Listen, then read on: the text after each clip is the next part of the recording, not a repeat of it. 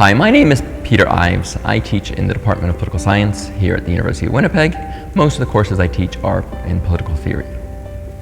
So one of my particular interested in the whole notion of the secular is precisely the comparison between language and religion. And lots of scholars who work on the politics of language will contrast it with religion by saying that the state can be neutral with respect to religion, whereas the state has to operate in a language, it has to provide services in a set of languages, and it encourages public discourse in particular languages.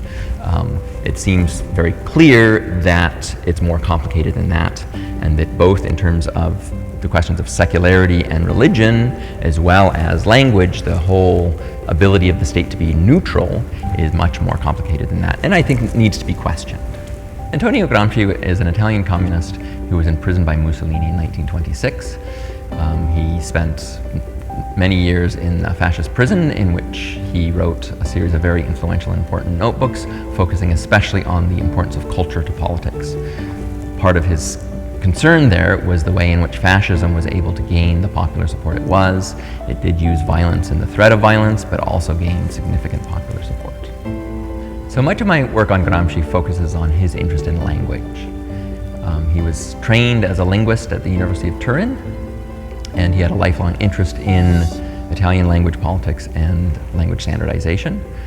He also wrote about things like Esperanto and language in an international context as well. So my current research focuses on language in contemporary democracies. I'm especially interested in the advent of global English, the whole notion that now many sociolinguists estimate that there are probably more people who use English on a daily basis for whom it is not their first language, their mother tongue, which itself is an interesting metaphor. And this changes our relationship between language and identity and democracy.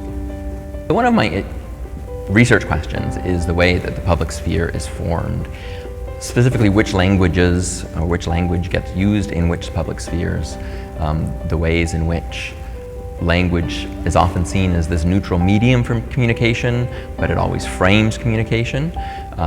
So it includes questions of minority language rights.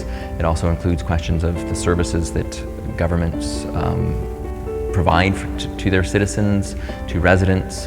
If you are in court, do you have the right to have translators? Those types of questions are deep in terms of how democracy works, what's fair, what's not fair, and those types of questions. So it's a fabulous experience being invited into one of the summer institutes that is put on through class.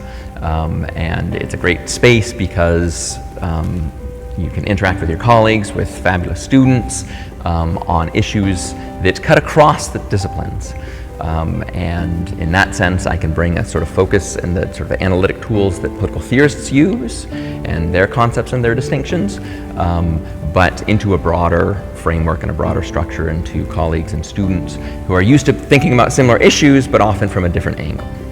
This fall, I'm teaching a course in contemporary political theory where we deal with questions of human rights, Aboriginal rights, cosmopolitanism, equality, recognition, and all of these themes in different ways relate to themes that also are interesting to class and the members of class.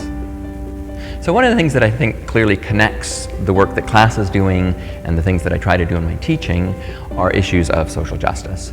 And one great example was class's bringing of Cornell West here to Winnipeg and the University of Winnipeg, and it really engaged students and the community in questions of morality, right and wrong, the injustices in the world, especially questions of discrimination, the huge problems of global capitalism, of racism, and the particular differences in the ways that they work and how they're structured, and to really start to understand how we can work against the powers that be.